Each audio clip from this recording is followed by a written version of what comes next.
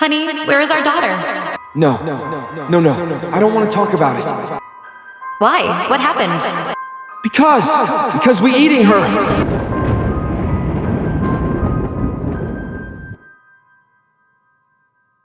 Some families pray before dinner. Others say grace. The Creightons gave thanks in blood. The Creighton house sat alone, buried deep in the pines with no neighbors for miles. From the outside, it looked like any other aging farmhouse. Peeling paint, a sagging porch, and a single flickering light in the window. But what happened inside was far from ordinary. Richard and Helen Creighton lived there with their daughter Lily. She was 8 years old. She had a gap in her front teeth and laughed when she ran through the leaves. She had no idea she was being fattened. Helen had always been strange. She spoke in riddles, stared too long at the moon, and kept a locked recipe book in the kitchen that no one was allowed to see, not even Richard. But Richard didn't mind. He loved her. He would do anything for her, even this, even her. They'd made a promise to each other one cold, hungry night. They would never starve again. Not like during the war, not like the winter after the miscarriage. This time they had a solution. This time they had Lily. The third ritual, it began slowly. Helen started adding strange herbs to Lily's food. Roots she dug up from behind the barn, powders sent in brown envelopes with no return address.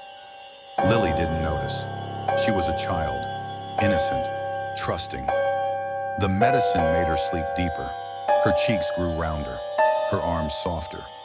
Helen took notes in her book. Tenderizing well. No signs of resistance. Richard built a smokehouse behind the shed. They weren't preparing a meal.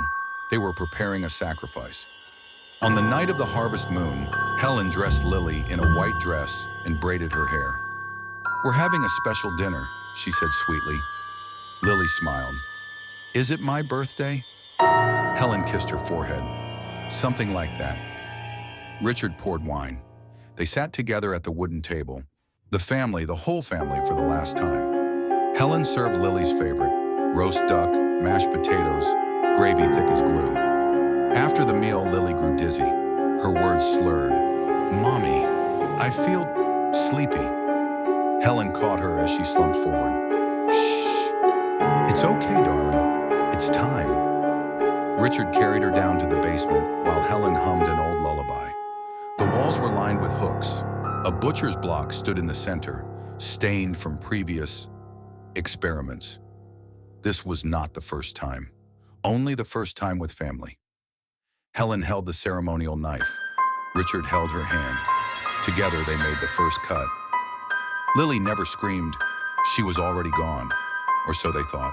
Her eyes fluttered one last time, and a single tear slid down her cheek. Then she was still, forever. They worked in silence. They washed her, separated parts into cuts. Helen labeled each one in red ink. Lily, rib. Lily, thigh. Lily, sweetmeat. They smoked some, froze others, organized everything with the precision of a surgeon and the devotion of a priest. That night they toasted her, to family. They dined like royalty and slept like babies. Syrup. The taste. It was unlike anything they'd ever had. Delicate, rich, sweet. Helen cried after the first bite, not from guilt, but from joy. Richard felt alive again. Over the following weeks, they feasted every night. They stopped going to town. They stopped speaking to outsiders. They had everything they needed in the freezer. But eventually, the meat began to run low, and Helen began to look at Richard differently. He noticed, and he didn't sleep as well after that. The return, strange things started happening in the house. Whispers in the attic, cold air in the kitchen, knives moved on their own. And at night, Richard heard soft footsteps. One evening, Helen found a message scratched into the floor beside the butcher block. "You ate me." She blamed Richard. Richard blamed her. Neither had an explanation. It happened during dinner. They were eating the last of Lily's ribs, pan seared with rosemary, when Helen gasped and dropped her fork. "She's here," she whispered. In the smoke rising from the pan, a face had appeared. Lily's. Her eyes were hollow. Her mouth was stitched shut. Richard threw the pan into the sink, but the smoke remained, swirling above the table. and from it, a voice. "Still hungry?" The lights went out, and the screaming began.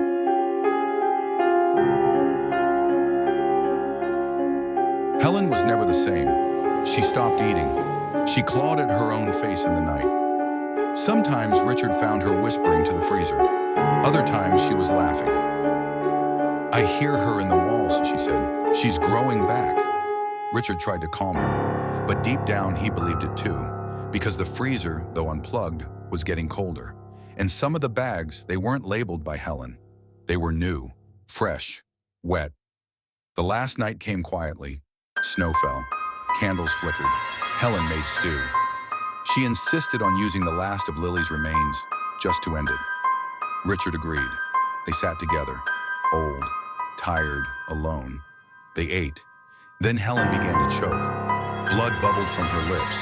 Her eyes widened. Richard reached for her, but she was already gone. She collapsed onto the table, face first into the bowl.